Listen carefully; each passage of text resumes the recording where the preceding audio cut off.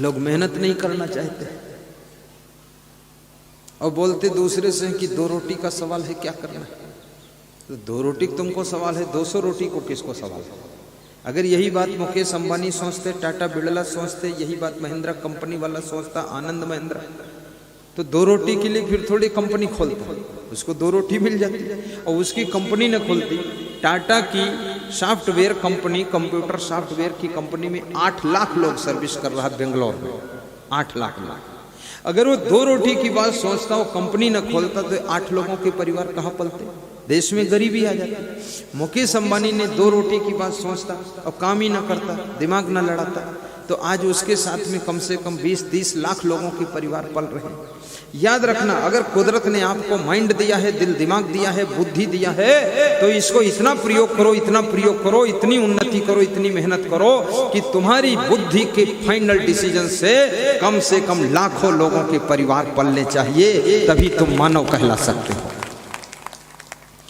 साधु बनो तो साधु में भी कस के मेहनत करो, इसमें भी मेहनत की जरूरत। जिस आश्रम में रहो उसको चमकाओ, या जिस मंडली में हो उसको आगे बढ़ाओ।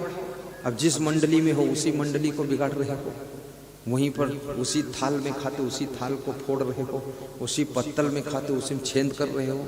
ये चंडाली क्यों नहीं छोड़ते हो? आश्रम को सत्यानाश क्यों मार रहे हो? आश्रम को खुराफात का केंद्र बना रहे हो? आश्रम में पाठ पूजा भी करो। कितने साधु ने तो पाठ पूजा बंद ही कर दिया है, और पाठ में बैठता है तो खाली बैठा रहता, मुंह से बोलता नहीं, और पाठ खत्म होने के बाद इतनी अंग्रेजी बोलता है कि सबको बेहोश कर देता है। बहुत बेअक्ली का काम करता है। पाठ नहीं करते, पूजा नहीं करते, ये क्यों नहीं करते हो? वहां चुप्पे बैठे क्यों हो? पाठ में ये भक्तों की रोटी खाते क्यों हो? क्यों साधु बने हो? वो बताया था मेरे को, अमेरिका का जगदीश भाई पटेल बोला था, कौन तुमको बोला था साधु बनो? तुम क्यों और राम रहीम वाला कांड हुआ जब, उस समय वो मेरे पास आया मध्य प्रदेश के सत्संग में, जलोदिया ज्ञान में, इंदौर जिले में, छत पे मेरे साथ परिक्रमा कर रहा था। आज जैसे भूपेंद्र भाई और राजन भाई मेरे साथ परिक्रमा करते थे, मैं छत पे चलता हूँ 1 घंटे तक।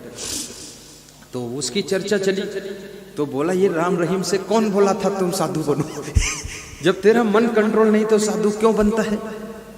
तू शादी कर, गृहस्थी बना। लेकिन किसी को शायद पता नहीं होगा, राम रहीम गृहस्थ है, उसके पत्नी बच्चे, उसका बेटा ही आश्रम का मैनेजमेंट करता है। ये गृहस्थ लोगों ने झूठ मूठ संत श्री श्री लिख करके संतों को बदनाम किया है।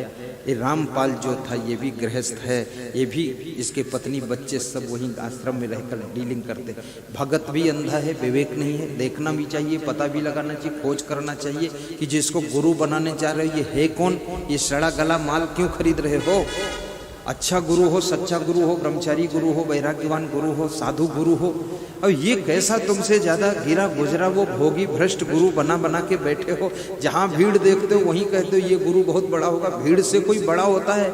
भीड़ तो नेताओं में ज्यादा होती, तो क्या उसको गुरु बना लोगे? धनवान तो मुकेश अंबानी ज्यादा है, बिल्डिंग ज्यादा, उसको गुरु बना लोगे? धन को गुरु बनाना कि भीड़ को गुरु बनाना है? कितने लोग अपनी जाति में गुरु ढूंढते, जाति में तो दामाद ढूंढा जाता है, वहां गुरु कहाँ ढूंढ रहे? तुम जमाई ढूंढ रहे। ये जमाई ढूंढने निकले कि गुरु ढूंढने निकले? जाति पाति का कचड़ा खोद खोद के बैठे वहां। अरे गुरु तो ज्ञान से गुरु होता, कोई जाति से गुरु होता है? जिसमें ज्ञान है वो गुरु होता है। अब ज्ञान की परिभाषा क्या है? जिसमें ज्ञान होगा उसमें पहचान क्या होगी? ज्ञान की पहचान क्या है? कैसे पता चले ज्ञान है? ज्ञान की बात तो सभी करते हैं, बहुत ज्ञान की बात करते हैं, जिसको देखो वही ज्ञान की बात कर रहा। कोई सड़क पर खड़ा ज्ञान की बात कर रहा, कोई आंगन में खड़ा ज्ञान की बात कर रहा, कोई छत पे ज्ञान की बात कर रहा, कोई मंच पे ज्ञान की बात कर रहा। तो ज्ञान तो सबके पास है, लेकिन ये ज्ञान ज्ञान नहीं है, तो ज्ञान नहीं, ज्ञान ज्ञान नहीं, केवल अज्ञान है। ये ज्ञान नहीं है। ज्ञान क्या है? श्रद्धवा लभते ज्ञानम, श्रद्धावान को ज्ञान प्राप्त होता है, और जिसको ज्ञान प्राप्त होता है संयतेन्द्रियः तत्पर, वो कल्याण के कार्य के लिए तत्पर हो जाता है, 1 मिनट देर नहीं करता है, भक्ति के मार्ग पर चल पड़ता है और सत्संग में जुड़ जाता है, और संयतेन्द्रियः, उसकी इंद्रियों के ऊपर उसका संयम हो जाता है, इंद्रियां उसकी बस में हो जाती हैं। ज्ञानी की सबसे बड़ी पहचान है उसकी इंद्रियां बस में होंगी, उसका मन बस में होगा, और उसको ज्ञानी की पहचान यही है कि वो कल्याण के कार्यों में, पाठ करने में, पूजा करने में, गुरु की सेवा करने में, और सत्संग करने में, सत्संग कराने में, सत्संग में मदद करने में वो आगे हाथ बढ़ाता है तो समझ लेना वो ज्ञानी है। और केवल गप्पा मारता है, इधर उधर की बात, रामायण की चौपाई सुनाता है, अवाल खंड का काम करता है, तो वो कहेगा ज्ञानी है। श्रद्धवा लभते ज्ञानम तत्परः संयतेन्द्रियः ज्ञानम लब्ध्वा परम शांति मचरेण अधिगच्छति। तो जिसको ज्ञान प्राप्त हो जाता है वो हमेशा प्रसन्न रहता है, शांत रहता है, उलझता नहीं है, खुश रहता है, सुखी रहता है। ज्ञान ही सुख दे सकता है। नास्त ज्ञानात् परम सुखम। ज्ञान के अलावा कोई सुख देने वाला नहीं है। ना दुनिया में धनवान सुखी है, ना पदवान सुखी है, ना कोई बुद्धिमान सुखी है।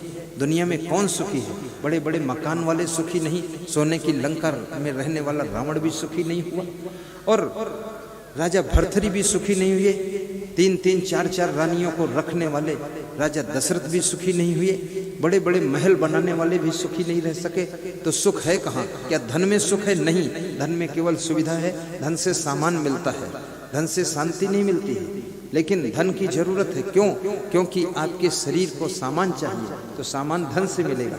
इसलिए धन भी कमाना चाहिए, धनवान भी बनो, नहीं तो शरीर के लेवल में ही उलझ जाओगे। लेकिन शांति के लिए आपको ज्ञान चाहिए, और ज्ञान उसी को होता है जिसको होता है तो उसकी इंद्रियां बस में रहती हैं, वो चंचलता नहीं करता है, मन को काबू रखता है।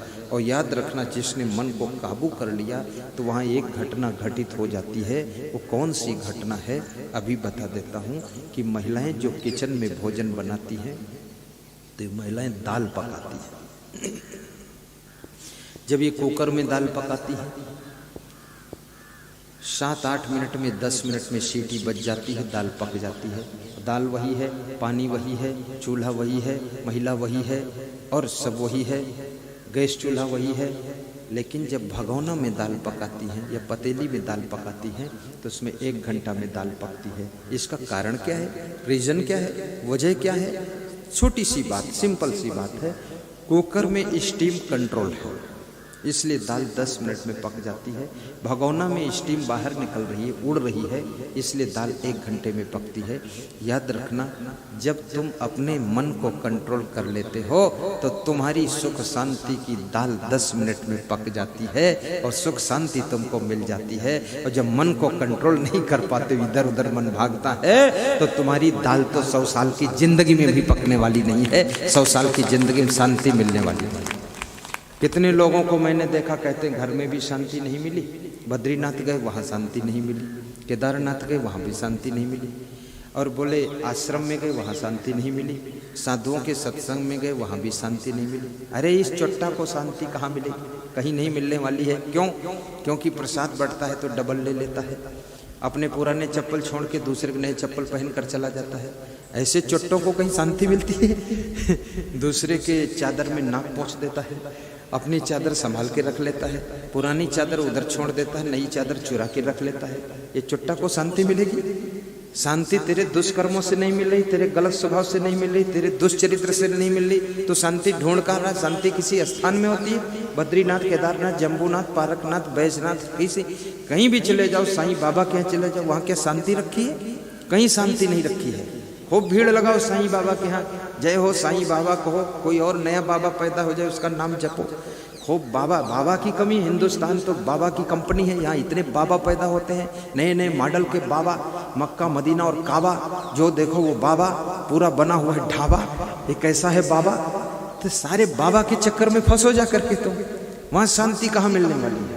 शांति जब मिलेगी, तुम जहां हो, इस करखड़ी के हाई स्कूल में भी शांति मिल सकती है, तुम्हारे घर में भी शांति मिल सकती है, गाड़ी के अंदर भी शांति मिल सकती है, गरीबी में भी शांति मिल सकती है, अमीरी में भी शांति मिल सकती है। और याद रखना, पैसा कम है तो भी शांति मिल सकती, ज्यादा है तो भी शांति मिल सकती, सड़क पर चलते चलते भी शांति मिल सकती है, कम मिल सकती है। शांति तभी मिलेगी जब आपका मन कंट्रोल होगा, इंद्रियां बस में होंगी, ज्ञान आपको पूर्ण होगा, विवेक जागृत होगा, तो शांति की सरिता बहेगी। तुम कहीं रहोगे, शांत रहोगे, प्रसन्न रहोगे, खुश रहोगे। अभी मैं जहां से सत्संग करके आया, वहां कितना श्रोता था? 25-30 हजार श्रोता बैठा हुआ था। ये जितना हाई स्कूल का मैदान है और ये बिल्डिंग है, इतना सब पूरा पंडाल ही लगा हुआ था। वहां विदाई में 3000 लोग इकट्ठे थे, और यहां मैं आया तो यहाँ इतना पंडाल लगा है जितना वहाँ नाश्ता में भी इससे 10 गुना ज्यादा। लेकिन हमको पंडाल से क्या लेना देना, भीड़ से क्या लेना देना, हमको तो लेना देना है आपके प्रेम से। तुम खुश हो तो हम खुश हैं। 20,000 आए लोग, चाहे 20 लोग आए। आज उम्मेद भाई का फोन गया, बोले 15 मिनट लेट आना। बिनू भाई ने कहा 15 मिनट लेट। मैंने कहा क्यों लेट जाऊँ, तुरंत चलूँगा, मैं रेडी था। हमने कहा बात कराओ, क्यों लेट कर रहे हैं। तो बात हुई तो बोले कि अभी यहाँ कोई आया नहीं है।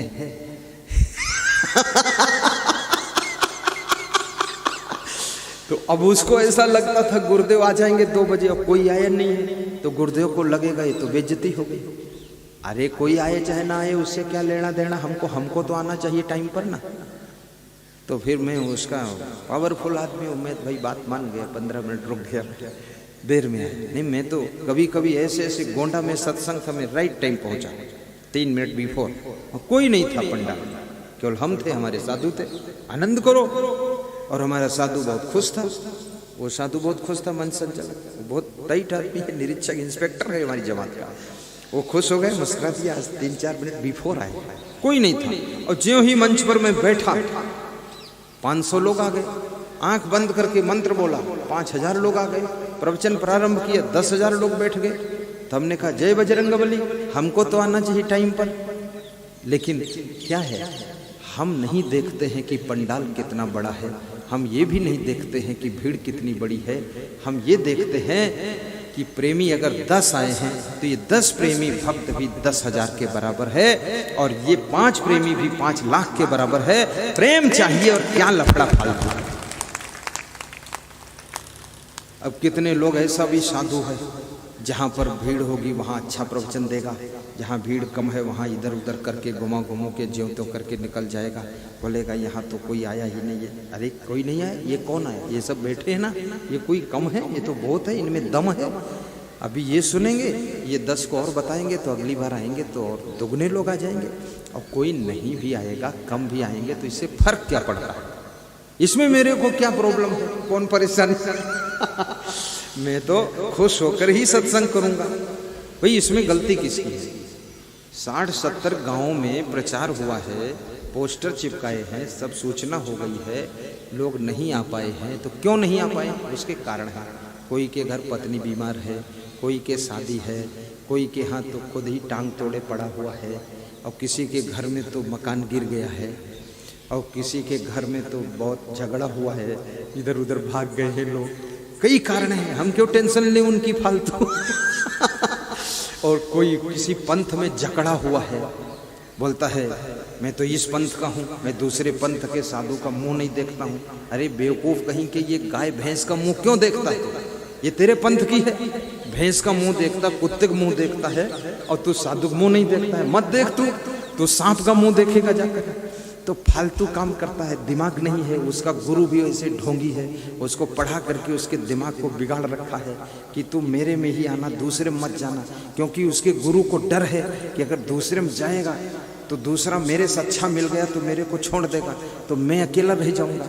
इसलिए इसको जाने ही मत दो, बेवकूफ़ बनाकर इसी में रखो, तो तुमको जाने नहीं देगा कि दूसरे पंथ हम क्या जाने की जरूरत। अरे पंथ वंथ छोड़, पर तुम पकड़ कहाँ पाओगे, किसको रोक पाओगे। अब टीवी चैनल में प्रवचन आ गए, अब मोबाइल की यूट्यूब में आ गया, अब उसमें तो रोकने वाला ही नहीं मामला। एक साधु कह रहा था अब तो कंट्रोल बाहर हो गया, क्योंकि अब आपका प्रवचन यूट्यूब में सुन रहे हैं सब लोग। पहले तो मैं भक्तों को रोक देता था कि असंग साहिब का प्रवचन मत सुनना, वहां मत जाना। अब उसके हाथ में मोबाइल, वो सुन रहा, उसकी पत्नी सुन रही, बेटा सुन रहा, अब तो कंट्रोल टूट गया। हमने कहा इससे फायदा है, वो सुन रहे, तुम भी सुनो, तुम गुरु हो लेकिन सुनो, तुम्हारा भी सुधार हो जाए। तुम्हारे अंदर अभी राग द्वेष निंदा बुराई कचरा लफड़ा सब भरा है, तुम किस मॉडल के गुरु हो। तो कितने लोग पंथवाद फैला रखे हैं, और कितने लोग तो संप्रदाय में फंसे हुए हैं कि मेरा ये संप्रदाय है, दूसरे संप्रदाय में तो जाना ही नहीं। कमाल है, ये सड़क पर क्यों जाते हैं, क्या तेरे संप्रदाय की सड़क है? इस पर क्यों चलते हो? एरोप्लेन में क्यों बैठते हो, ये तेरे संप्रदाय का है? अरे ट्रेन में क्यों बैठते हो, ये तेरे पंथ की ट्रेन है? फालतू बात मत कर। ये साइकिल पर क्यों घूमता है, ये तेरी साइकिल, तेरा गुरु बनाया। बहुत फंसा हुआ है, कोई जवाब नहीं दे पाएगा। तर्क कर दो तो नाराज हो जाएगा। अरे ये मत फंसाओ भक्तों को, ज्ञान की बात सुनने दो, इनको सुधरने दो, इनके घर में शांति आने दो, इनके विचार बदलने दो। ये कोई मत पंथ को पार्टी मत बनाइए और कोई भी संप्रदाय को आप अपना ग्रुप मत बनाइए। भक्तों को सत्संग के लिए जहां उनको अच्छा लगे वहां से सुधार करने दो, अपना कल्याण करने दो। इधर उधर फंसाने की क्या जरूरत है। तो बहुत से लोग इस कारण भी नहीं आ पाए, और बहुत से लोग इस कारण भी नहीं आए कि आना ही नहीं चाहते थे इसलिए नहीं आ पाए। बहुत से लोग दारू पीता है तो शर्म के कारण नहीं आ पाया है। और बहुत सा आदमी ऐसा है ना, सत्संग को जानता ही नहीं होता क्या है। वो पहली बार देखता सुखद सत्संग, अगर उसमें लिख देते ना भागवत कथा तो फिर दौड़ कर आ जाते, बोले भागवत से तो भाग्य उदय ही हो जाएगा। चलो भागवत में, भागवत सुनने से राजा परीक्षित तर गया तो अपन क्या बचेंगे, अपन भी तर जाएंगे। सुन लो तो 9 दिन बैठे मुंडी हिलाते भागवत सुनते रहेंगे। अब मैंने लिख दिया सुखद सत्संग, एक नया आइटम डाल दिया सुखद सत्संग। अब इधर गुजरात में लोगों को पता नहीं है भाई सुखद सत्संग क्या होता है। तो ये भागवत वाले लोग, ये राम कथा वाले लोग, ये तो फंसने वाले नहीं, लेकिन बड़ा जालिया बनो तो ऐसा लिख दो कि राम कथा, भागवत कथा और बीजक कथा और सभी कथाओं का निचोड़ कथा। ऐसा कथाकार आया है, सब कथाओं का निचोड़ दे देता है तो सारे लोग इकट्ठे हो जाए। पर वो लिख दूं तो कबीरपंथी तलवार लेकर निकल पड़ेगा कि तुम ये लफड़ा क्यों लिखते हो, ये तुम एक बात लिखो तो उधर वो भी खतरा हो जाएगा। तो सारे खतरों के बीच में बच के रहना है। और जो आए हैं वो बहुत है, मैं खुश हूँ, मैं संतुष्ट हूँ, सब लोग खुश रहना। इतनी संख्या बहुत है, कम नहीं है। इतने लोगों का परिवर्तन हो जाए और इतने लोगों को शांति मिल जाए, ये बहुत बड़ी उपलब्धि है। याद रखना भाइयों बहनों, एक चिराग अगर तुम्हारे घर में जल जाए तो सभी बुझे हुए चिराग उससे टच करके जलाए जा सकते हैं। अगर इतने ये जो 1000 लोग आए हैं इनकी चेतना जागृत हो जाए माया मोह की नींद से, तो ये माया मोह की नींद में सोई हुई जगत को जगाने में पूरी मदद कर सकेंगे और सभी बुझे हुए चिराग को जलाने में इनकी बहुत बड़ी मदद रहेगी। इसलिए कभी ये सोचना ही नहीं, शाही बंद सीधे बैठो। अब थोड़ा भजन भी गाओ, भजन बोल देता है बाबा, बोलो तुम भी थक जाओगे कुछ। सुखी करता बन के दुख हरता बन के चले आना प्रभु जी चले आना। सुख हरता बन के दुख हरता बन के चले आना गुरु जी चले आना। सुख करता बन के दुख हरता बन सब गाइए, चले आना। और नींद लगे तो सोइए, चले आना। मजबूत कुर्सी पे बैठ कर सोइए, कुर्सी भी टूटेगी। के दुख हरता बन के चले आना प्रभु जी चले आना। तुम्हें कबीर रूप में आना, तुम कबीर रूप में आना।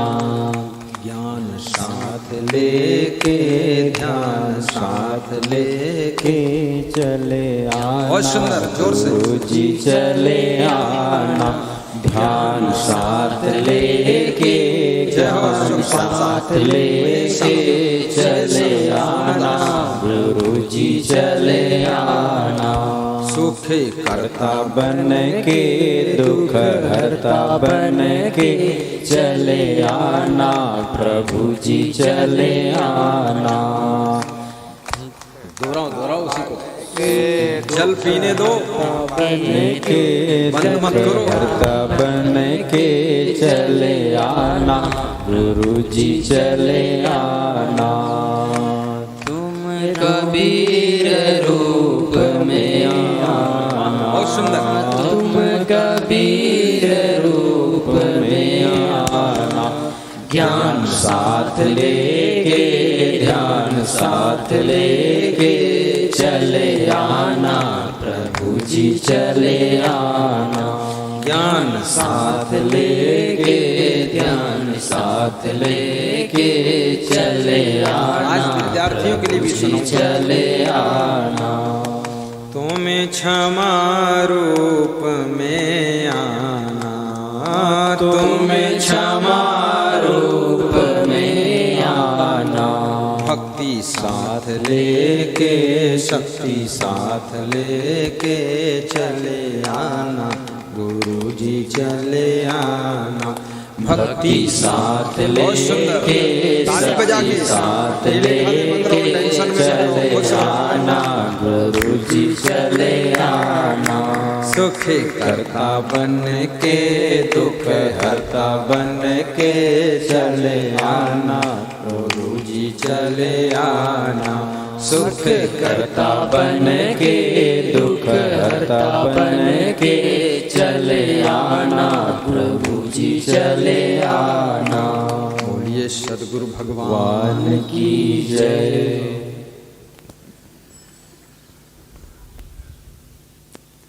साहिब बंद आइए, अपने प्रसंग पर हम पहुंच रहे हैं। महात्मा विदुर धृतराष्ट्र को समझा रहे हैं, उनके घरों में सुख निवास करता है जिनके घर में 6 बातें होती हैं। जो लोग चाहते हैं कि हमारे आश्रम में सुख रहे, हमारे घर में सुख रहे, उनको 6 काम करना चाहिए। नंबर 1, अर्थागमो नित्यम। जिस घर में डेली इनकम सोर्स है, अर्थात नित्य आमदनी होती है, नित्य आवक होती है, उस घर में सुख का शुभारंभ होता है। इसलिए कृपया ऐसी योग्यता हासिल कीजिए, ऐसा कार्य कीजिए, ऐसा सिस्टम सेटअप कीजिए, ऐसा डिसीजन लीजिए, ऐसा एक्शन कीजिए जो कि आपके घर में, आपके आश्रम में डेली इनकम सोर्स होना चाहिए। क्योंकि दैनिक खर्चे तो डेली होते ही हैं, पर डेली अगर इनकम नहीं है तो आपका बैलेंस बिगड़ सकता है, आय व्यय का। अर्थागमो नित्यम। नंबर 2, जिस घर में अरोगिताचार, जिस घर में आरोग्य नर नारी रहते हैं, जिस आश्रम में निरोगी साधु रहते हैं, जिस घर में बहुत रोगी साधु रहेगा, जो भी पैसा होगा सब बीमारी में खर्च होगा, जो भी पैसा होगा घर में वो सब रोग व्याधि में चला जाएगा। इसलिए ऐसा कुछ व्यायाम कीजिए, ऐसा भोजन कीजिए जो आपके शरीर को सूट करता है, मैच करता है। क्योंकि हर गाड़ी पेट्रोल से नहीं चलती, हर गाड़ी डीजल से नहीं चलती। एरोप्लेन किस चीज से उड़ता है? आपकी कार पेट्रोल कार है कि डीजल कार है? सोचिए, आपका शरीर इसको क्या सूट करता है। कभी कभी आप बेडमी खा लोगे, बीमार हो जाओगे, लेकिन गाजर का हलवा खा लोगे तो आपका स्वास्थ्य अच्छा रहेगा। कभी कभी आप फल खाओगे तो बीमार हो जाओगे। ये मत सोचना कि फल बहुत स्वास्थ्य पैदा करता है, नहीं नहीं। शाम को फल खा लोगे तो आपके बुखार आ जाएगा, शाम को मूली खा लोगे सर्दी जुकाम फीवर आ जाएगा, ताव आ जाएगा। कब खाना है इसका भी विवेक कीजिए। ये चीज़ें सुबह खाई जाती है, मात्रा में थोड़ी थोड़ी खाई जाती है। बहुत ज़्यादा खाओगे तो फल ठंडा होता है, वो तुम्हारे शरीर के जो अंदर पेट में जठराग्नि है उसको बुझा देगा, ठंडा कर देगा। थोड़ा सा चना जवा लीजिए। आपके शरीर को क्या चीज़ सूट करती है उसको आपको पता लगाना पड़ेगा। आपके शरीर को किन किन चीज़ों से एलर्जी है। कई लोगों को धूल से एलर्जी है, कई लोगों को धूप से एलर्जी है, कई लोगों को टमाटर से एलर्जी है, कई लोगों को दूध घी से एलर्जी है। जिस चीज़ से एलर्जी है इसकी जांच कराइए, वो चीज़ मत खाइए। और जो चीज़ों से एलर्जी नहीं उनको भी थोड़ा थोड़ा खाइए। ज़्यादा खाओगे तो उससे भी एलर्जी हो जाएगी।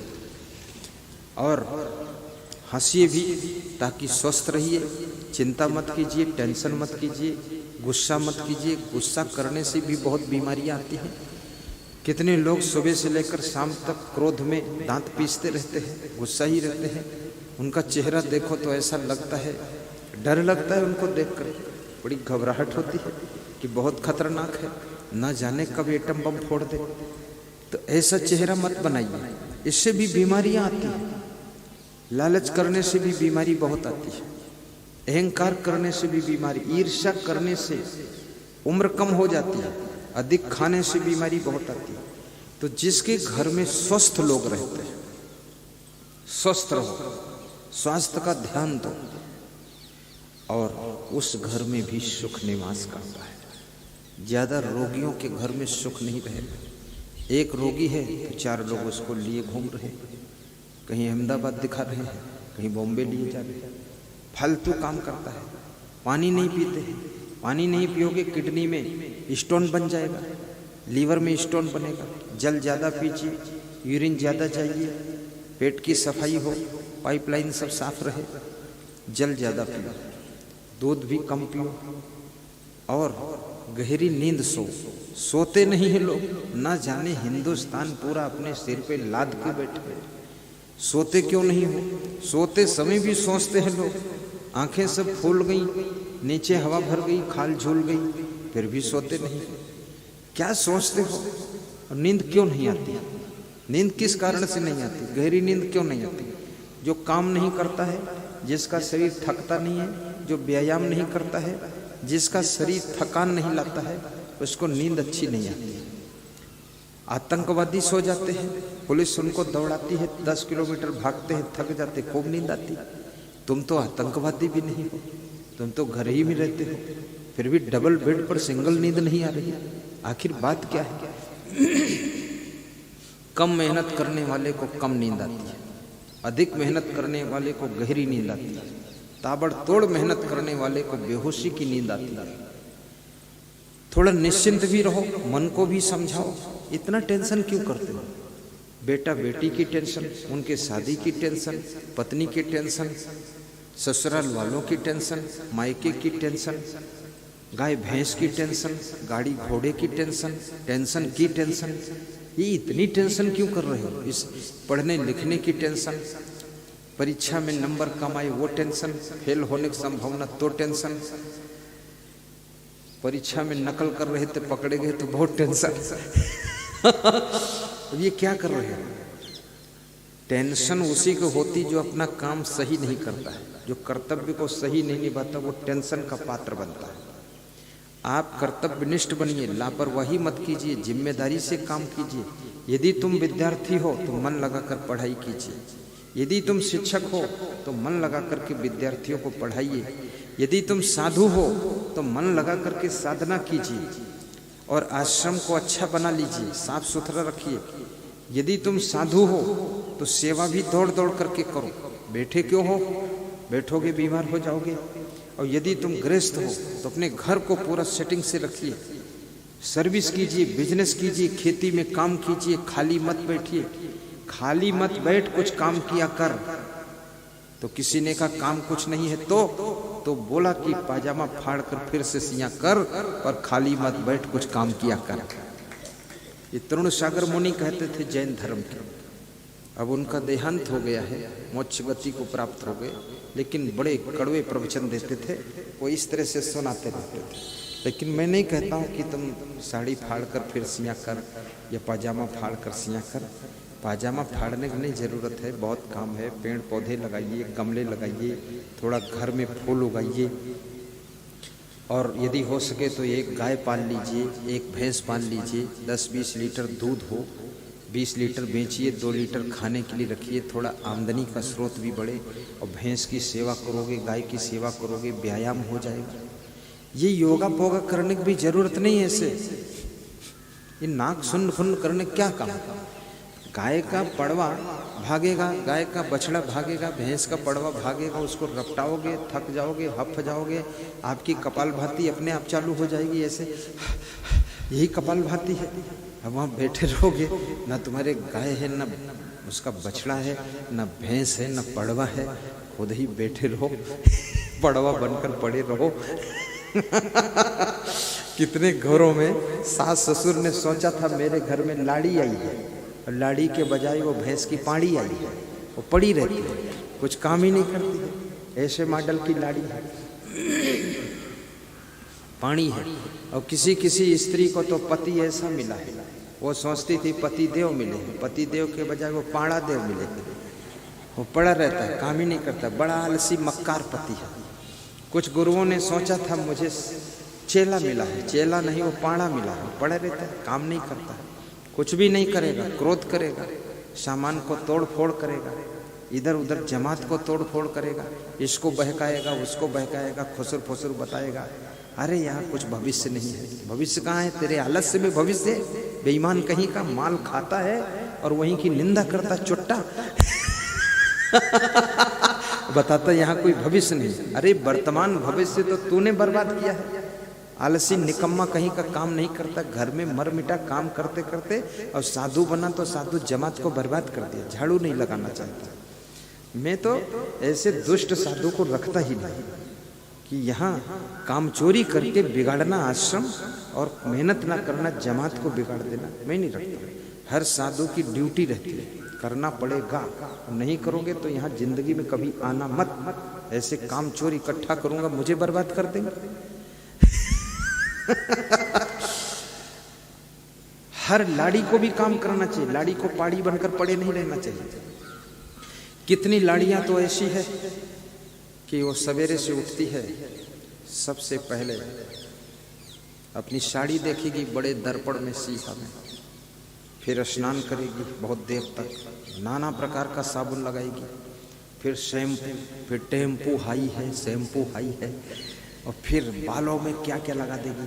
और फिर उसके बाथरूम में देखो पूरा मेडिकल स्टोर खुला है, तरह तरह की शीशी, तेल, फुलेल और घी शक्कर सब घोर घोर के पूरा लगा के बैठेगी। और उसके बाद बाल ठीक करेगी, आधे बाल इधर गिराएगी, फिर उधर गिराएगी, बीच के बाल ऊपर फुलाएगी, फिर पीछे छोटा कूड़ा बांध देगी। अब सासू देख देख करके उसे गुस्सा आ रहा कि अपना ही सजती धजती रहेगी, कुछ काम भी करेगी। फिर होंठ में रंग, बालों में रंग, नाखून में रंग, पैरों में रंग, हाथों में रंग, रंग में रंग, पूरा परिवार तंग, काम करना नहीं। हाँ, इतना रंग लगाएगी और फिर ऐसा कपड़ा पहनेगी, उसको देखकर कोई काम बता भी नहीं सकता, वो काम कर भी नहीं सकती, क्योंकि वो काम करेगी तो उसका कपड़ा सब लथर पथर हो जाएगा। अरे लांग बांध ले, काम कर, फालतू नाटक मत कर। यहाँ हीरो हीरोइन की जरूरत नहीं है, यहाँ मेहनत कर, तेरा घर है ये नरक हो जाएगा। फालतू मच सज धज, तुझे कोई देखने वाला नहीं है, ना कोई आकर्षित होने वाला है। तेरा पति तक आकर्षित नहीं है, तुझसे वो भी दुखी है, और तू दूसरे क्या आकर्षित करने के लिए फैशन बनाकर चलती है। और ये क्या है, पैंट फटी पहन करके। एक आज लड़का मेरे पास आए, वो 4-5 जगह उसकी पैंट फटी थी। मैंने कहा तेरी पैंट फट गई, दूसरी बदल। तो दूसरे ने बताया ये तो फैशन चलता है। हमने कहा अरे फटा पहनता चल, अच्छी पैंट पहन। अब वो फटी पैंट पहन के घूम रहा है, ये किसको दिखा रहा तू? अरे तेरे को उसमें 4-5 छेद कर रखा पैंट में, पैंट निकाल ही देना तो पूरा ही दिखता रहे, चल जा, नंगा हो जाए, बैल कहीं का। ये सब ये लफड़ा क्यों पालते हो? तू बड़ा सुंदर है, पेंट फटे करके टोकट नोच नोच कर, उससे तो अच्छा लगना चाहता। मैं कोई कपड़ा फटा नहीं पहनता, हमेशा एक जैसा कपड़ा पहनता, कोई फैशन नहीं बदलता। मुझे देखने के लिए 13 करोड़ लोग यूट्यूब में देखते हैं, 20 करोड़ लोग टीवी में देखते हैं, और करोड़ों लोग रूबरू हूबहू देखना चाहते हैं कि अभी एक वापी से भक्त आए हमारे श्री मनोज भाई और उसकी पत्नी गुड़ी, क्या नाम? गुड्डी क्या नाम है? गुड्डी भाई, वो बता रही थी मेरे यहाँ से फोन आ रहा है कि तुमने असंग देव को देख लिया है, हूबहू देख लिया है, उनके पास में बैठे हो? बोले हाँ बैठी हूँ। ये लोग फोन देखो बात। अब इतने लोग, कोई फैशन नहीं, न फटी पैंट पहनता, न कटी पैंट पहनता, न प्रेस कराता। ये कभी प्रेस लोहा नहीं कराता स्त्री इस पर, ऐसे अब्बड़ झब्बड़ लब्बड़। अरे साफ सुथरा पहन लो, इसमें क्या दिखाना है? किसको देखने का वक्त है तुम्हारे हाथ पांव? किसको देखने का टाइम है तुम्हारा मुंह? अपना मुंह तो देखने का टाइम नहीं है लोगों को, और तुम अपना मुंह बना के घूम रहे हो कि मेरा मुंह देख लो। तेरा मुंह कौन देखेगा? मुंह देखने की छुट्टी का लोगों को अपनी पत्नी का मुंह देखने की फुर्सत नहीं है, अपना मुंह देखने का टाइम नहीं है, और तुम मुंह बना बना के 2-2 घंटे मुंह ठीक कर रहे हो। ये कौन तेरा मुंह देखेगा? मुंह मत ठीक कर, मन को ठीक कर, और घर को ठीक कर, परिवार को ठीक कर, सामान को ठीक कर, व्यवस्था को ठीक कर, और सब ठीक हो जाएगा तो तेरी जिंदगी में सुख शांति आएगी, तेरी उन्नति हो जाएगी। ये फैशन के चक्कर में भी मत पड़। अब इसका मतलब ये भी नहीं कि उल्लुल जुल्लुल कपड़ा पहनो, ठीक ठाक पहन लो, मीडियम रहो, मध्यम रहो, अलवा जलवा भी मत पहनो, लेकिन बहुत फैशन में सजने धजने में भी टाइम बर्बाद मत करो, अपनी बुद्धि को उसमें खर्च मत करो। आप मुकेश अंबानी के कपड़े देखिए कैसा पहनता है, ऐसे डाल लेता है, कोई बात नहीं है। अभी हमारे यहाँ एक कमिश्नर आया था, ऐसे सामान्य पैंट शर्ट पहन कर आ गया। मैंने कहा कमिश्नर साहब थोड़ा ठीक ठाक पहनो कपड़े। बोले ठीक ठाक क्या पहनना है गुरुदेव, सब बेकार ही है, कोई शांति वाला काम है नहीं, इसलिए सामान्य कपड़े पहनता हूँ, थोड़ा पैसा बचाता हूँ, दान वान करता हूँ, बहुत लोगों को ज़रूरत है देता हूँ, और बाकी जिंदगी सुखी है ज्ञान से। जिंदगी ज्ञान से सुखी होगी, ये फैशन से सुखी नहीं होगी। और मैं विद्यार्थियों से भी कहना चाहता हूँ कि आप विद्यार्थियों के लिए 8 चीज़ें खतरनाक होती हैं। माता पिता लोग यहाँ बैठे हुए हैं और स्टूडेंट भी बैठे हुए हैं, ध्यान देना। कामम क्रोधम तथा लोभम स्वदम श्रृंगार कौतुके अति निद्रा अति सेवा विद्यार्थी ही अष्ट वर्जेत।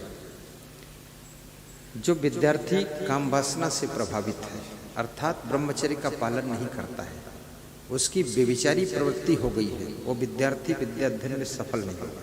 विद्यार्थी को व्यभिचारी नहीं होना चाहिए, ब्रह्मचारी होना चाहिए। और विद्यार्थी को कामोत्तेजक चीज़ें खाना भी नहीं चाहिए, अपने काम वासना को कंट्रोल भी रखना चाहिए। और विद्यार्थी को क्रोध नहीं करना चाहिए। जिस विद्यार्थी को गुस्सा बहुत आती है वो विद्यार्थी विद्या अध्ययन में असफल होता है, क्योंकि क्रोध करने से बुद्धि का स्मरण कम हो जाता है, क्रोध करने से प्रसन्नता खत्म हो जाती है। और जिसके पास प्रसन्नता नहीं है, मन में शांति नहीं है, उसकी स्मरण शक्ति कम हो जाती है, मेमोरी पावर कमजोर पड़ जाता है, मेमोरी वीक हो जाती है। ये जो मेरा मेमोरी इतना स्ट्रांग है, लाखों लोगों के नाम याद है, कैसे याद है? सीधी सी बात है, खुश रहता हूँ, हंसता हूँ, इसलिए मेमोरी है। ज्यादा गुस्सा करूं, क्रोध में रहूं तो खोपड़ी बचेगी, मेमोरी निकल कर बाहर हो जाएगी। इसलिए तुमको भी बताता हूं, हंसा करो, खुश रहा करो, गुस्सा मत रहा करो, तो निश्चित आपकी मेमोरी स्ट्रांग हो जाएगी, स्मरण शक्ति बढ़ जाएगी, याद शक्ति बढ़ जाएगी। तो विद्यार्थी को गुस्सा नहीं करना चाहिए, सहन शक्ति रखना चाहिए। लोभम, विद्यार्थी को लोभ नहीं करना चाहिए। लोभ में पढ़कर किसी का पेन चुराना, मोबाइल चुराना, चप्पल चुराना, कॉपी चुरा लेना, ये चुट्टा नहीं बनना चाहिए। क्योंकि आप जब चोरी करोगे लोभ में पढ़ करके, तो आपको टेंशन रहेगी कि कहीं पकड़े गए तो क्या होगा। और जिसको टेंशन है उसकी स्मरण शक्ति घट जाती है। ये लोग कहते हैं कि हमारी स्मरण शक्ति बचपन में अच्छी थी, जवानी में कम हो गई, बुढ़ापे में खत्म हो गई। क्यों हो गई, कैसे हुई? उसका टेंशन का कारण है। टेंशन में रहने वाले लोगों का स्मरण कम हो जाता है। विशाल देव की स्मरण शक्ति 92 साल की उम्र में भी स्ट्रांग थी। क्यों स्ट्रांग थी? क्योंकि उनको टेंशन नहीं थी। इसलिए टेंशन में मत रहो, क्योंकि दुनिया का सिस्टम ऐसे ही चलता है। इसको ये मत समझना कि मैं ही चला रहा हूँ। तुम्हारा घर तुम अकेले नहीं चला रहे हो, तुम्हारा घर भी तुम्हारे घर के सभी लोग चला रहे हैं। तुम्हारा आश्रम तुम अकेले नहीं चला रहे हो, उस आश्रम को सभी संत भी चला रहे हैं। और तुम्हारी पार्टी को अकेले तुम ही नहीं चला रहे हो, तुम्हारी पार्टी के सभी छोटे बड़े नेताओं का योगदान है, तभी वो चल रही है। और याद रखना, सबके सहयोग से ही सब विकास होता है, अकेले से कुछ होता नहीं है। इसलिए ज़्यादा आपाधापा मत करो, हैरान मत हो। तुम भी मेहनत करो, सब मेहनत करेंगे, विकास होगा। हमारे साथ में जितने संत हैं सबका योगदान है। मैं थोड़े कर रहा हूँ, मैं तो सबसे कम करता हूँ। सबसे आराम और सुख में मैं ही हूँ।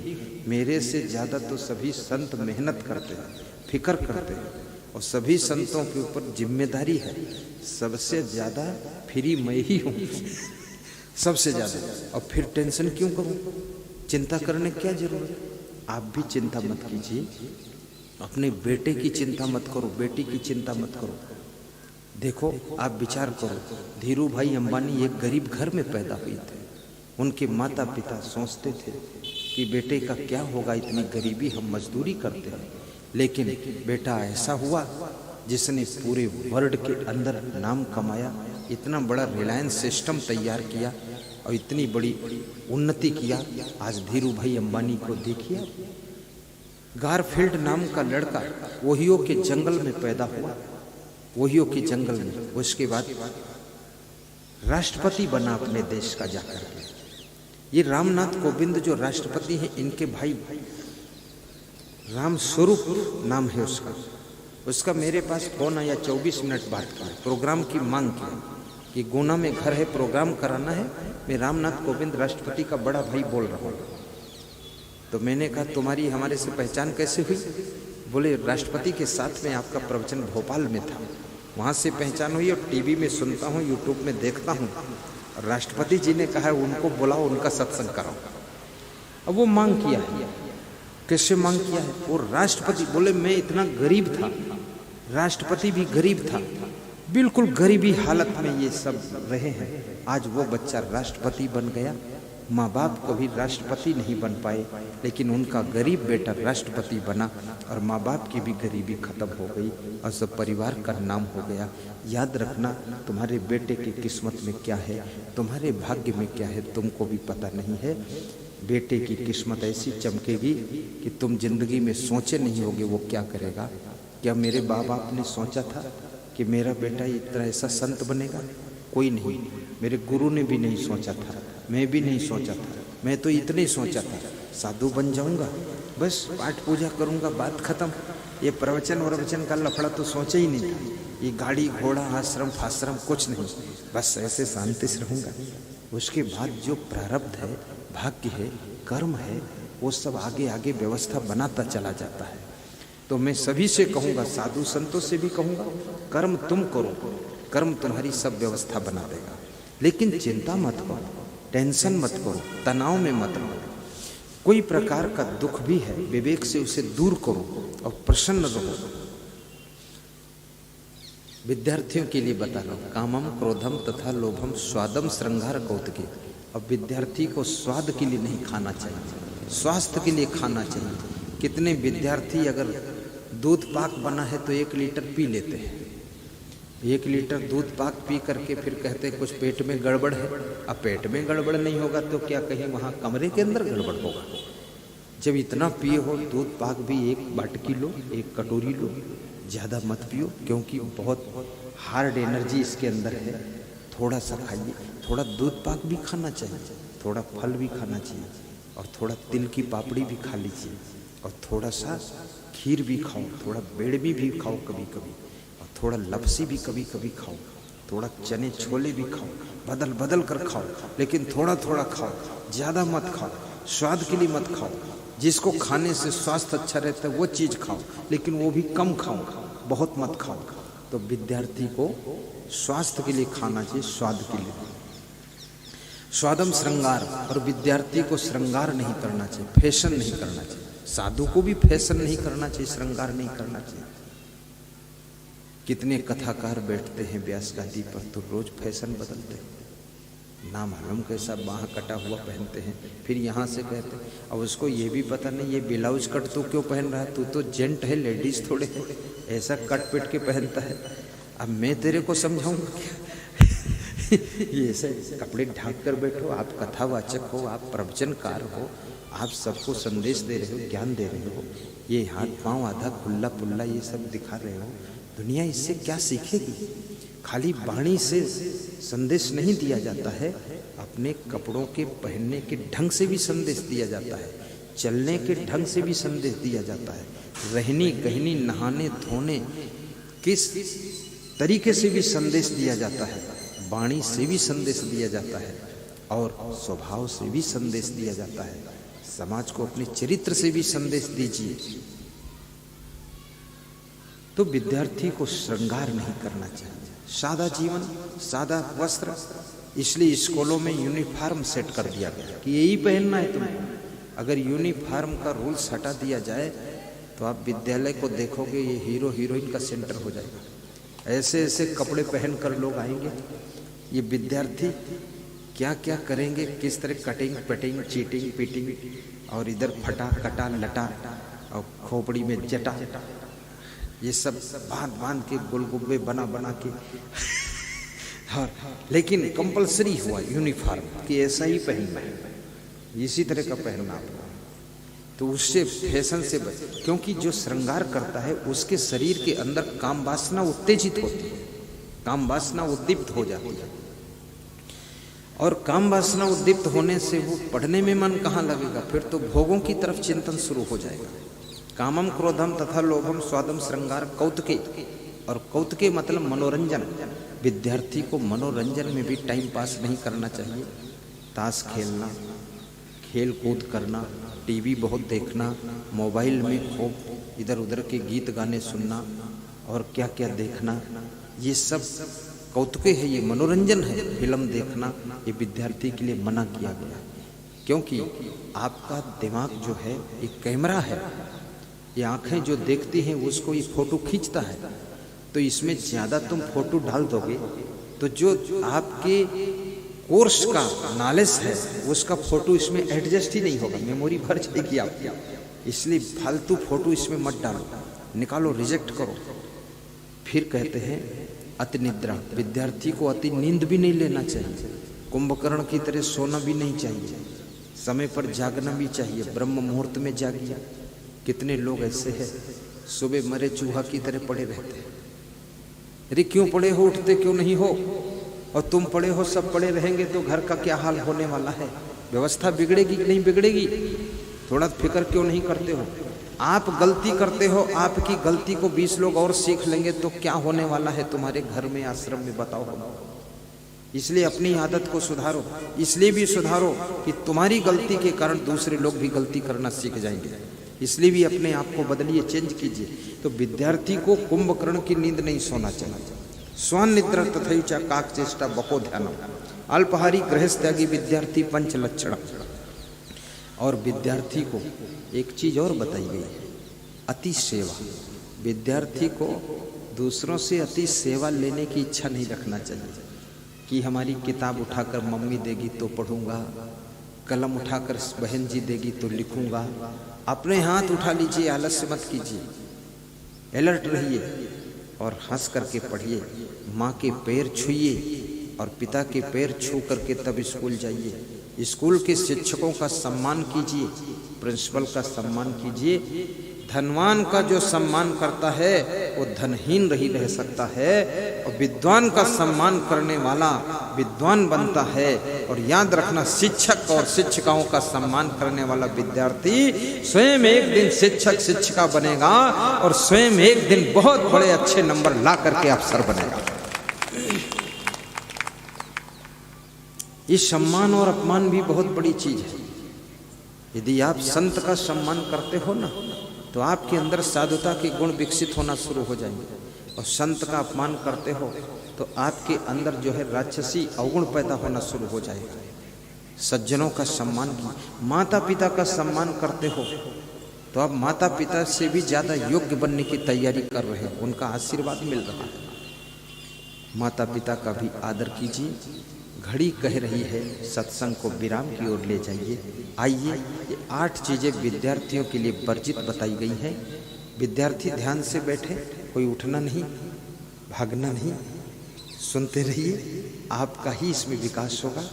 और आज श्रोताओं को बहुत सी बातें सुनाई गई हैं।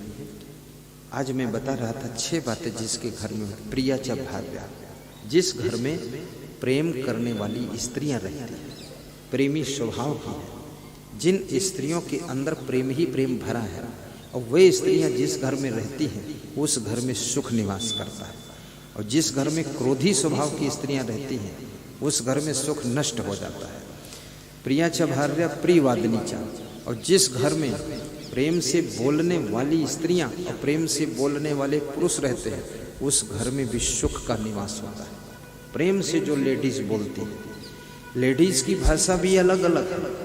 कितनी लेडीज भोजन बनाती है तो अपने पति से बोलती है, भोजन रेडी छे, खावा माटे आओ, गुजराती भाषा बोलती है। और फिर बोलती है अभी यूपी की लेडीज है तो ऐसे बोलती है, खाना है तो खा लो, भोजन बन चुका है, देर में आओगे तो मिलेगा नहीं। कमाल है, होटल में भी देर में जाओ तो मिल जाता है, ये अपना घर होटल से भी गाढ़ा हो गया, मिलेगा नहीं। ये भी देख लो, पति किसी काम में फंसा है, थोड़ा देर भी हो सकती है, इतना ज्यादा तुम क्यों नखरेबाजी कर रही हो। कितनी लेडीज ऐसे बोलती है, फोन कर देती है अपने पति को, मैं भोजन बना चुकी हूँ, खा चुकी हूँ और तुम्हारे लिए टिफिन में रख चुकी हूँ, जब आना तब आना, टिफिन उठा लेना, खा लेना, टिफिन मांझ धोकर वहीं रख देना, अब मैं सो रही हूँ डिस्टर्ब मत करना, नहीं तो नागिन बनकर डस लूंगी, मर जाओगे तो। हाँ, अब ये पति को इंग्लिश सुना रही है, ये कोई पत्नी है? कुछ नहीं है, ये सुपर्णखा है। अरे तो एक पति के लिए उठकर भोजन नहीं परोस सकती है? इतनी आलसी बन गई, निकम्मी कहीं की, काहे के लिए बन करके आई है यहाँ घर में पत्नी? मत बन पत्नी, वहीं रह जहाँ रहती थी, ये फालतू नरक बनाना है। कैसे उन्नति होती है। मैं छत्तीसगढ़ में प्रवचन कर रहा था, कोरबा जिले में, दीपिका कॉलोनी में, तो एक कार आई, वो मेरी शुरुआत थी उस समय, तो कार से एक लेडीज और एक जेंट उतरा, प्रणाम करना चाहते थे, और मैं अपनी गाड़ी में बैठने जा रहा था, व्यास गादी पर जा रहा था, मेरे को देर हो रही थी, तो किसी ने कहा थोड़ा रुक जाइए, प्रणाम करेंगे। मैंने कहा अब वहीं आकर प्रणाम करें, व्यास गादी पर, यहाँ प्रणाम बंद है। अरे बोले बहुत बड़े आदमी हैं, तो हमने कहा बड़े आदमी है तो वहाँ नहीं आ सकते? तो वो जो लेडीज थी उसने कहा 1 मिनट सुनो तो, बोले मेरा पति मुख्य अतिथि है आपके कार्यक्रम में, अब ये जितना कोयला खदान है इसका मेरा पति ही मालिक है, और ये आपके जो भक्त सत्संग करा रहे ये मेरे कर्मचारी है, और मैं यहाँ मिलने आई हूँ, मैं कबीरपंथी हूँ, और मेरा पति राधा स्वामी का भक्त है, मैं कबीरपंथी हूँ, तो ड्राइवर लेकर आई हूँ, और इसलिए आई है कि आपको बताना चाहती हूँ, कंठी दिखाना चाहती हूँ, तुम्हारा कंठी है मेरे पास, कबीरपंथी हूँ, तुम्हारे कबीर के गुरु ने दिया है, कबीर के संत ने। हमने कहा ठीक है। बोले पूरा 2-4 हजार ट्रक चल रहा है कोयला के लिए हमारा, बहुत बड़ा सिस्टम है, लेकिन मैं वहाँ आऊँगी तो मेरे पति को अच्छा नहीं लगेगा, वो मुख्य अतिथि है, मैं उसमें घुसड़ के बैठना नहीं चाहती, इसलिए दर्शन यहाँ करने आई हूँ। मैंने कहा ठीक है। तो फिर मैंने कहा अगले दिन आना, बात करने में ज़्यादा टाइम लगे, तो फिर वो आई अगले दिन। तो मैंने कहा तुम्हारी उन्नति हुई कैसे ऐसे? तो उसने कहा मेरे पति यहाँ पर 400 रुपये महीने की नौकरी करते थे, सुनना बात ध्यान से, इसी कोयला खदान में, लेकिन मेरा पति धीरे धीरे काम करते करते कभी कभी रात को 3 बजे वो ट्रेन पकड़ता था, कोरबा से दिल्ली के लिए कुछ परमिशन कराने के लिए जाता था, तो मैं 3 बजे ट्रेन पकड़ता था, तो मैं 2 बजे उठ करके ताज़ा भोजन बनाकर, पराठे बनाकर, सब्जी बनाकर, टिफिन पैक करके और पति को स्नान कराकर और उसको विदा कर देती थी। बाद को उसके कपड़े धोती थी और सफाई करती थी। मैंने कभी ऐसा नहीं किया कि मेरा पति बासी भोजन खाए या अपने आप चला जाए, हम सोती रहें, और या कि हम पति से गुस्सा करें, कभी नहीं किया। तो गुरुदेव 400 रुपये महीने की नौकरी करने वाला पति धीरे धीरे इतना बड़ा कॉन्ट्रैक्टर हुआ है कि हजारों ट्रक चल रहे हैं और 20,000 लोग नौकरी कर रहे हैं हमारे अंडर में, और इतना धन है कुछ पूछो मत। अब ये कहाँ से धन आया? तुलसीदास को याद करना पड़ेगा, जहाँ सुमति तहाँ संपत्ति नाना, और जहाँ कुमति तहाँ विपत्ति निधाना। हर वाइफ को चाहिए कि अपने पति को रिसीव कर ले, जब आए तो रिसीव कीजिए और इतना शब्द कहिए आइए पधारिए, आपका इंतजार है। उनके लिए थोड़ा जागिए, और करना क्या है जिंदगी में, थोड़ा नींद ज्यादा आएगी, दिन में 1 घंटे सो लेना, लेकिन इस कार्य को एडजस्ट कीजिए। और जिस स्त्री का पति खुश है और जिस पति की पत्नी खुश है, उसके घर में सुख शांति और संपत्ति की कमी नहीं रहती है। जहां आपस में तकरार है, आपस में दरार है, आपस में दीवार है, वहां पर याद रखना ना सुख रहेगा, ना शांति रहेगी, ना संपत्ति रहेगी, वहां दरिद्र आकर के डेरा डालेगा। इसलिए आपस में सुमत बनाइए। जहां सुमति तहां संपत्ति नाना। ओहो, जहां कुमति तहां विपत्ति निधाना। जहां सुमति तहां संपत्ति नाना। जहां कुमति तहां विपत्ति निधाना। बोलिए सद्गुरु भगवान की जय। जहां सुमति तहां संपत्ति। क्या बात है, ऐसे सुमति आपके घर में आई। जिन आश्रमों में साधु में सुमत है, वहां की उन्नति खूब होती है। मैं अपने आश्रम से कभी कभी सुबह जल्दी निकलता हूँ, लेकिन वहाँ नाश्ता ताज़ा रेडी कर देते हैं, भोजन रेडी कर देते हैं संत लोग। 3 बजे उठकर रेडी कर देते हैं। ये जो संत बैठे, ये कोई साधारण संत नहीं, ये बहुत ही श्रद्धावान संत है। ये संत है जो हाथ जोड़े संत। ये 2 बजे रात में भोजन की जरूरत हो, 1 घंटे भोजन रेडी ताज़ा। वो संत है, वो तो कभी भी रेडी करना हो, भोजन खत्म हो गया वो बना के तैयार करके 4 को खिला के फिर से खा लेता है, कभी शिकायत नहीं। वो संत है, वो भी भोजन फर्स्ट क्लास। ये दोनों ड्राइव भी करते हैं गाड़ी। ये संत ये भी ड्राइव करते हैं। ये बिल्डिंग कंस्ट्रक्शन इंजीनियर है, ये साधारण नहीं है। 5 मंजिल 4 मंजिल का आश्रम बनाया है नेपाल बॉर्डर पर आपने। ये संत है, ये नया है अभी, लेकिन हर काम करते से। वो संत है, राजस्थानी है, बहुत ईमानदार आदमी है और बहुत चुस्त दुरुस्त है, दौड़ के सेवा करता है। किसी के नाश्ता वास्ता खाता ही नहीं, बस केवल रोटी दाल चावल सब्जी खाता है, ऐसा है। वो संत है, वो भी सेवा में लगा रहता है अपना। रात में जरूरत हो आधी रात को उठ के खड़ा हो जाता है। ये संत 14 साल से ये मेरे सामान के प्रबंधक है, सब सामान। दिनकर दास आंध्र प्रदेश बॉर्डर से है, 14 साल से। ये जिंदगी भर रहेंगे। जिंदगी भर रहोगे? हाँ, जिंदगी भर।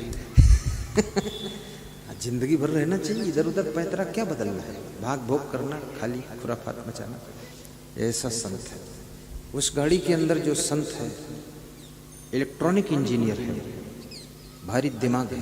ये सब माइक की आवाज़, वीडियो संचालन अंदर से हो रहा है। यहाँ कोई मशीन नहीं दिख रही है आपको, अंदर झांक कर देख लेना क्या सिस्टम है उसका। वो उसी में सोते भी हैं, उसी में खाते भी हैं, और उसी से वहीं से सब मशीनों को चलाते भी हैं। और कंप्यूटर, नया कंप्यूटर असेंबल्ड भी करते हैं।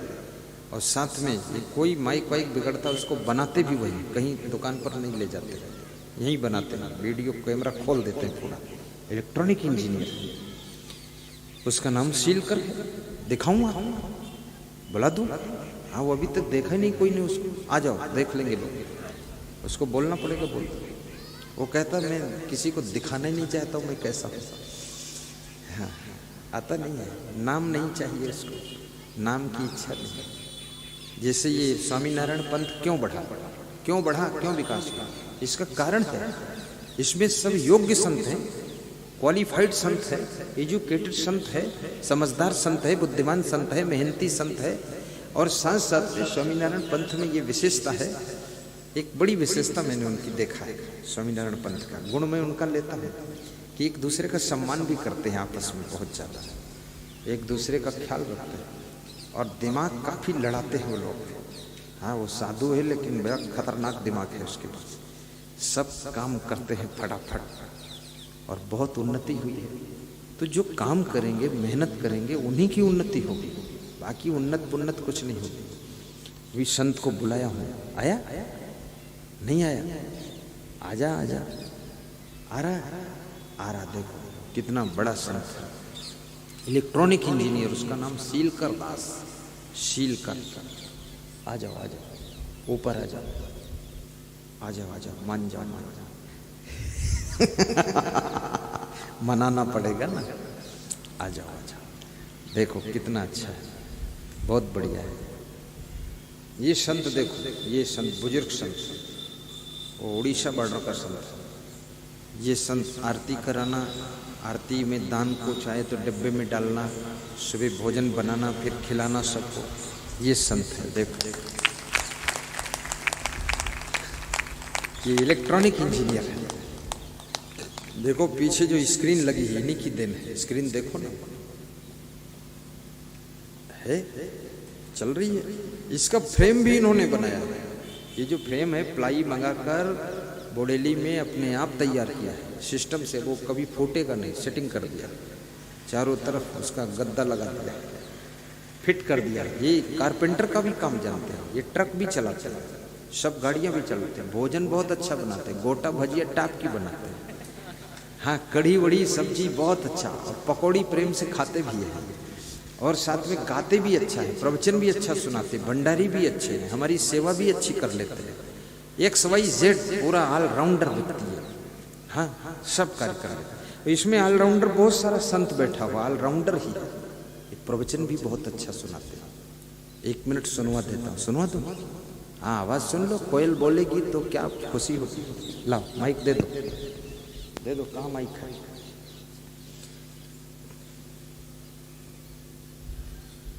वाह, देखो कितना बढ़िया।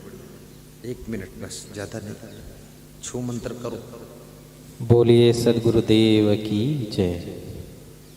परम वंदनीय पूज्य गुरुदेव जी के चरणों में सादर साहेब बंदगी प्रणाम। साहेब मेरे समस्त गुरु भाईजन और सम्मुख विराजमान समस्त पूजनीय संतजन, आपके चरणों में प्रणाम। दूर दराज एवं इस गांव से पधारे हुए समस्त भक्तजनों, माताओं, बहनों, आप सबको भी सादर साहेब बंदगी। बंधुओं, बड़े भाग्य पाई सत्संगा, बिना ही प्रयास होई भवभंगा। हम आप सबको बगैर प्रयास के सत्संग प्राप्त हो रही है। आपके इस ग्राम में गुरुदेव जी चल कर के आए हैं और अमृत वचनों का लाभ आप और हम सबको प्राप्त हो रहा है। ये हम सबका पुण्य है। पुण्य पुंज बिन मिले न संता, बिन ही प्रयास होई भवभंगा।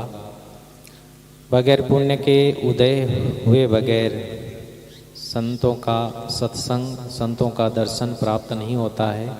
हमारे पूर्व जन्म के जो अच्छे कर्म थे, अच्छे हमने कार्य किए थे, पुण्य किए थे, वो आज उदय हुआ है और संत गुरुजनों का, ऐसे गुरुदेव जी का सत्संग हम सबको प्राप्त हो रहा है। और निवेदन करूँगा, जहाँ भी सत्संग हो आप सब पधार करके गुरुदेव जी के और भी जो संत महात्मा सत्संग सुनाते हैं उनके पास जा कर के अपने जीवन का कल्याण करते रहिए, अपना उद्धार करते रहिए। पुनः पुनः गुरुदेव जी के चरणों में नमन करते हुए, प्रणाम करते हुए, बीच में बाधा ना बनते हुए अपनी वाणी को विराम देता हूँ। बोलिए सदगुरुदेव की जय। ये हैं सीलकर जी, बहुत बुद्धिमान व्यक्ति है और महीना में एक बार हमसे मिलते हैं, 10 मिनट हमारे पास आते हैं। बाकी उसको टाइम नहीं, वो मेरे से ज़्यादा बिजी है। ये लाइव टेलीकास्ट भी वही करते हैं। जो गाड़ी में अनाउंस हो रहा है ना कार्यक्रम का, वो इनकी आवाज़ है, खुद भरते हैं उसे। हाँ, स्वयं सेट करते हैं, आवाज़ बोलते हैं। और ये जितना भी प्रवचन टीवी में आ रहा है वो उनका एपिसोड बनाया हुआ जाता है। वो अगर चाहे तो आपका फोटो डालेगा, नहीं चाहेगा तो नहीं डालेगा। इसलिए उसको खुश कर देता हूँ, बुला लेता हूँ ताकि डाल दे सबका। और स्वभाव भी अच्छा है, बहुत वैराग्यवान, श्रद्धावान, चरित्रवान, सुंदर स्वभाव, ईमानदार, वफादार, जिम्मेदार, ये सब गुण हैं उनके और मैं उनको धन्यवाद देता हूँ। और सभी संत जिम्मेदार ही होना चाहिए, सभी भक्तों को जिम्मेदार होना चाहिए। जिम्मेदारी से व्यवस्था बनी रहती है, अन्यथा व्यवस्था बिगड़ती है। जैसे हमारे साथ एक संत ये बैठे हरीश दास, ये भी ये दान के जिम्मेदार है। उज्जैन आश्रम के लिए जो दान देता है उसकी जिम्मेदारी लिए तुरंत सम्मान पत्र बनाते हैं। ये सब जिम्मेदार संत हैं, गुणवान। और मैं निवेदन करूंगा कि गुण के ग्राहक सहस्र नर, बिन गुण लहे न। जब तक क्या गाड़ी में चलने का गुण है तब तक उस गाड़ी को रोज झाड़ा जाता, पोंछा जाता, धोया जाता, सफाई की जाती है, गाड़ी को माला भी पहना जाता है। लेकिन जब वो गाड़ी चलने लायक नहीं रह जाती है, चलने का गुण नहीं रह जाता है, तब उस गाड़ी को कबाड़ा में बेच करके और उस लोहे को हथौड़ा से तोड़ करके खत्म कर दिया जाता है। गुणहीन व्यक्ति हथौड़ा से ही तोड़ा जाएगा, खत्म कर दिया जाएगा। और गुणवान का हमेशा आदर होगा। इसलिए गुणवान बन करके जियो, गुणहीन बन करके मत रहो। मानुष तेरा गुण बड़ा, मानस न आवे काज। हाण न होते आभरण, तो चान बाजन बाज। हाण न होते आभरण, तो चान बाजन बाज। हे मानो तेरे गुण ही बड़े, और गुणों के कारण तू बड़ा है। यदि तेरे में गुण नहीं है तो तू सबसे छोटा है। शक्कर में मिठास का गुण न होता तो एक भी कीड़ी उसके पास न जाती। फूल में पराग न होता तो एक भी मधुमक्खी उसके पास न जाती। और याद रखना, गुरु जी में अगर सत्संग सुनाने का गुण न होता तो एक भी श्रोता यहाँ पास नहीं आता। और फूल में खुशबू न होती तो भंवरे वहां जाकर नृत्य न करते, गुंजार न करते। पेड़ में छाया न होती तो पथिक उसके पास जाकर बैठता नहीं। पेड़ में फल न होते तो पंछी आकर के फल खाने के लिए वहां पहुंचते नहीं। और मनुष्य में, साधु में अगर वैराग्य न होता, त्याग न होता, ज्ञान न होता तो साधु का सम्मान नहीं होता समाज में। तो इसलिए मैं आपसे निवेदन करूंगा, आप गुणवान बहू बनो, गुणवान पति बनो, गुणवान पत्नी बनो, गुणवान सास ससुर देवनानी जेठानी बनो तो गुणवान बनो। और आप पुत्र बनो, गुणवान पुत्र बनो, महान पुत्र बनो, शिष्य बनो, गुणवान शिष्य बनो, गुरु बनो तो महागुणवान गुरु बनो। और गुणवान जो होता है दुनिया में कहीं भी जाए उसका हमेशा सम्मान होता है, गुणवान का ही सम्मान होता है। मानुष तेरा गुण बड़ा, मानस न आवे काज। हाण न होते आभरण, तो चान बाजन बाज।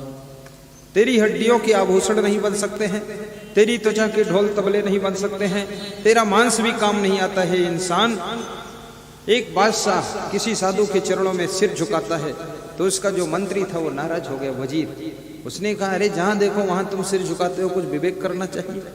आपको सारी दुनिया सिर झुकाती हो, तुम ये साधु के चरणों में सिर झुकाते हो, इसके क्या रखा चरणों में?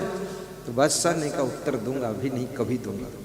बादशाह ने एक दिन बुलाया महीने बाद और उसको 4 सिर दिए। एक भैंसा का सिर दिया, एक बैल का सिर दिया, और एक बकरे का सिर दिया, और एक आदमी का सिर दिया। और कहा, जाओ बाजार में इसको बेच के आ जाओ। तो बेचने गया तो भैंसा का सिर बिक गया, बैल का बिक गया, बकरे का बिक गया, लेकिन आदमी का सिर नहीं बिका। और जिसकी दुकान पर लेकर पहुंचा कि आदमी का सिर खरीद लो तो उसने डांट लगाई, अरे यहाँ आदमी का मूड काट के घूम रहे हो, FIR दर्ज हो जाएगी, किसका मर्डर करके आए, चलो निकलो यहाँ से, फालतू मूड कटा लिए घूमते हो। तो वो सोचने लगा, ये मामला क्या, सब जगह डांट खाया, वो सिर नहीं बिका। लौट कर शाम को आया, बादशाह ने कहा, सब सिर बिक गए? बोले सब बिक गए, पर आदमी का सिर नहीं बिका। बोले आदमी के सिर की कीमत 1 कौड़ी भी नहीं है। भैंसा का सिर भी बिक गया 200 रुपये में, बकरे का सिर बिक गया 100 रुपये में, और बैल का सिर बिक गया 150 में। आदमी का सिर नहीं बिका, 1 रुपये का नहीं बिका, इसकी 1 रुपये भी कीमत नहीं है। फिर आदमी का सिर किसी को फ्री दे देते, किसी के घर पे छोड़ के आ जाते। अरे बोले कोई फ्री भी रखने वाला नहीं। तो बोले जिसको फ्री भी कोई नहीं लेने वाला है, वो सिर, वो खोपड़ी मैंने संत के चरणों में झुका दी और रख दी, इससे मेरा कल्याण है, इसलिए मैंने झुकाया था। ये तन विष की बेलरी गुरु अमृत की खां, शीश दिए जो गुरु मिले तो भी सस्ता जान, शीश दिए जो गुरु मिले तो भी सस्ता जान। बड़ा हुआ तो क्या हुआ जैसे पेड़ खजूर, पंथी को छाया नहीं फल लागे अति दूर। बड़ा हुआ तो क्या हुआ बोले नाई विचार, हते पराई आत्मा जीव बांध तलवार। बड़ा हुआ तो क्या हुआ। बस छोड़ो, क्या बात है, अब छोटे की बात सुनाऊं कुछ। नानक नन्हे होए रहो जैसे नन्ही तू, सबही घास जल जात है दूब खूब की खूब, सबही घास जल जात है दूब खूब की खूब। बोलिए सदगुरु कबीर साहब की जय, संत समाज की जय, भक्त समाज की जय, साहिब बंद साहिब। तो मैं सुना रहा था जिसके घर में 6 बातें होती, 4 बातें सुनाया था, 5वीं बात है वश्य पुत्रो, जिस घर के पुत्र पुत्री माता पिता के बस में रहते हैं, कंट्रोल में रहते हैं, उस घर में सुख निवास करता है। जिस घर के बच्चे कंट्रोल से बाहर हैं उस घर में सुख नहीं रह सकता है। और 6ठी बात अर्थ करी च विद्या, जिस घर के प्रत्येक सदस्य को धन कमाने की कला मालूम है, धन कमाने की विद्या मालूम है, उन्नति कमाने के फार्मूले मालूम है, उन्नति करने के सूत्र मालूम है, उस घर में सुख निवास करता है। ये 6 बातें विदुर जी ने महाराजा धीराज धृतराष्ट्र को बताई है। अर्था गमो नित्यम आरोगिता चा, प्रिया च भार्या प्रियवादिनी चा, वश्य पुत्रो अर्थ करी च विद्या, खट जीव लोक से सुखाने राजन। लास्ट बात ये समझना, तुम अजर अमर आत्मा हो, शरीर तुम्हारा नश्वर है, एक शरीर छूटता है तो आत्मा दूसरे शरीर को धारण करता है। पूर्व जन्म में भी तुम थे, इस जीवन से पहले भी तुम्हारा कहीं जीवन था, घर था, परिवार था, समाज था, वैभव था, सब कुछ था।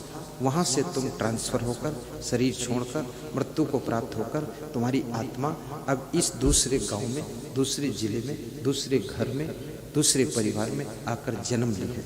ये भी छूटने वाला है, एक दिन यहाँ से भी शरीर की मृत्यु होगी, आत्मा यहाँ से प्रस्थान करेगा, फिर तीसरी जगह जन्म होगा।